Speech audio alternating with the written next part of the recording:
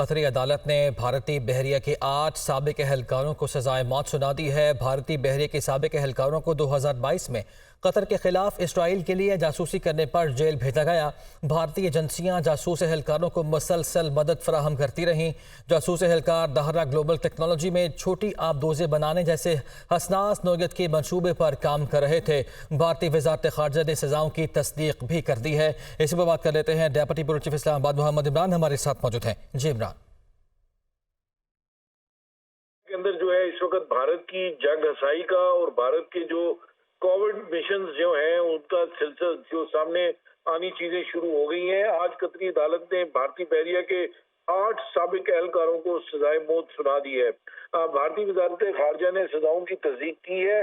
भारतीय बहरिया के साबिक एहलकारों को 2022 में कतर के खिलाफ इसराइल के लिए जासूसी करने पर जेल भेजा गया था। भारतीय एजेंसियां जासूस एहलकारों को मुसलसल मदद फराहम करती रही है। कुलभूषण के बाद ये दूसरा बड़ा वाकया था कि जिसके अंदर भारतीय नेवी के लोग जो है वो इसराइल और दूसरे पाकिस्तान और दीगर ममालिक के खिलाफ जासूसी के हवाले से जो है वो मुलविस नजर आए हैं। जासूस एहलकार दायरा ग्लोबल टेक्नोलॉजी में छोटी आबदोजें बनाने जैसे एक हसास नौयत के मंसूबे पर काम कर रहे थे और भारतीय जासूसी फौजी एहलकारों में कैप्टन नोतेज सिंह, गुल बरिंद्रा, कुमार वर्मा, सौरभ विशिष्ट, कमांडर अमित नकवाल, प्रेंदो तिवारी और संगाकर। बिल्कुल ठीक है। हमारे साथ ही मौजूद रहिएगा इमरान। इस मामले पर बात करने के लिए ब्रिगेडियर रिटायर्ड अहमद मिन्हाज साहब हमारे साथ मौजूद हैं। मिन्हाज साहब, बहुत शुक्रिया आपके वक्त का। क्या कहेंगे, जहां पे अमन को सबूताज करना हो, भारत आगे वहां पे दिखाई देता है। कतरी अदालत ने भारतीय बहरिया के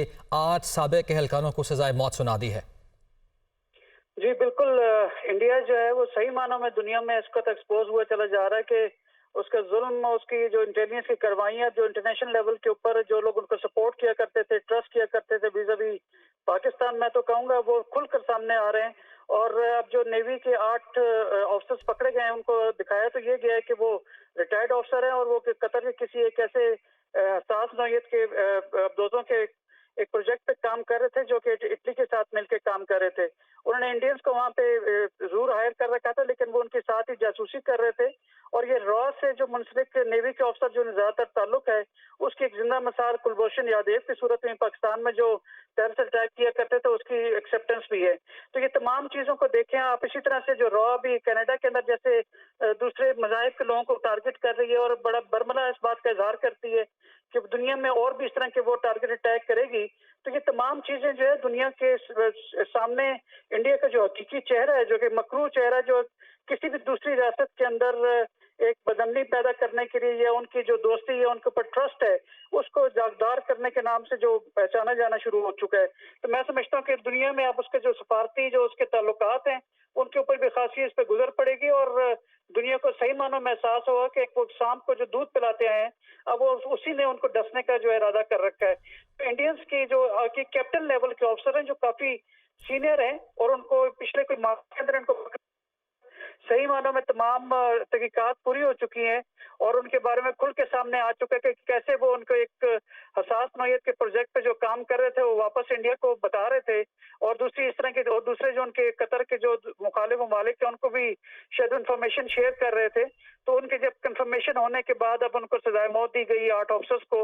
2 इंडियंस कोशिश कर रहे हैं लेकिन मेरे ख्याल में उनके पास अब किसी किस्म का कोई सबूत नहीं बचा। और इंटरनेशनली भी इस सारी सूरत हाल के बाद अगर बात की जाए, जिस तरह आपने भी फरमाया कि कतरी अदालत ने जो 8 को सजाए मौत सुनाई है, यकीनी तौर पर जुर्म उन पर साबित हुआ। और फिर जो सिख रहनुमा के कत्ल का मामला है, सिफारती ताल्लुकात जो भारत के कनाडा से वो भी मुनक़ता हुए हैं। इस सारी सूरत हाल में उन ममालिक के लिए क्या पैगाम उनको मिलता है जो अभी भी भारत की जो है उसकी सपोर्ट करते हैं इन मामला में? देखिए, दुनिया में एक्सट्रीमिज्म के लिहाज से, हार्ट लाइन के हिसाब से, हिंदुत्व के लिहाज से, इंटेलिजेंस ऑपरेशंस के हिसाब से और एक जो हार्ड लाइनर रिलीजियस अप्रोच उन्होंने जो रखी हुई एक आरएसएस से निकली हुई गवर्नमेंट बीजेपी जो इंडिया पे मुसल्लत है, ये तमाम चीजें जो अब खुल के सामने आएंगी। लोगों को जो जियो इकोनॉमिक्स के सिलसिले में लोग जो समझते थे कि शायद इंडिया जो है वो उनकी मसनूआत की बड़ी मंडी है और स्पेशली वो चाइना को जो समझते हैं कि चाइना के अगेंस्ट इंडिया को जो वो दूध पिला रहे थे सांप को, मेरे ख्याल में उनका अपनी फॉरेन पॉलिसी के ऊपर और दुनिया में एक अमन कायम रखने के लिए अपनी उन जारी पॉलिसीज के ऊपर भी देखना पड़ेगा। अब जो आपके क्वाड जो उन्होंने बनाया था, जिसमें ऑस्ट्रेलिया, न्यूजीलैंड और यूएस और इंडिया शामिल थे, ये क्वाड इस तरह की सिक्योरिटी आप जितने उन्होंने जो अपने बना रखे थे, और G20 में जो एक सूडो किस्म का इंप्रेशन क्रिएट करने की कोशिश की थी, इंडियंस ने इन सब पे कारी जरूरत पड़ेगी और दुनिया को हकीकत में इंडिया का मिशन पता चलेगा कि वो किस तरह से जो है अपने मजबूम इरादों को दूसरों की ट्रस्ट को ब्रीच करते हुए जो है वो कंप्लाई करते हैं। तो मैं समझता हूँ कि इंडिया के लिए खासी ये परेशानी की बात है और दुनिया में इससे अमन भी पैदा होगा और लोगों को असल चेहरा जो है इंडिया को उसको समझने में मदद मिलेगी। मिनहाज साहब, एक चीज़ और फरमाइएगा कि ऐसे कौन से भी इकदाम हैं जो बाकी ममालिक को भी उठाने चाहिए कि भारत आइंदा ऐसी हरकतों से बाज आ जाए? देखिए, इस तरह के किसी भी हसास जगह पे कि जहाँ पे ट्रस्ट का एलिमेंट हो, जहाँ पे यकीन का और जहाँ पे आपने किसी पे डिपेंड करना हो, इस तरह के किसी मिशन के ऊपर किसी इस तरह की कार्रवाई में इंडियंस जो डायस्पोरा को जो अभी वहाँ पे एम्प्लॉय लोग करते हैं उससे उनसे बात रहना चाहिए। इंडिया की जो कही हुई कहानी है उनको डबल चेक करें कि इंडिया जो है हमेशा मुंह पे राम राम और बगल में छुरी रखने वाला जो उसका हिसाब किताब है उसको सामने रखें। चाणक्य के ये पैरोकार हैं जो खुद ये कहते हैं कि दिखाओ कुछ और करो कुछ और, तो अपने मकासद को हासिल करने के लिए तो जो मुनाफिकत है बेसिकली वो चाणक्य की टीचिंग्स में है। तो इन तमाम चीजों को देखते हुए मेरा ख्याल है दुनिया को अपने जो बढ़ती हुई दोस्तियां जो वो पाल रहा है चाइना के बुग़्ज़ में इंडिया से उसके ऊपर उसको रिविजिट करने की जरूरत है।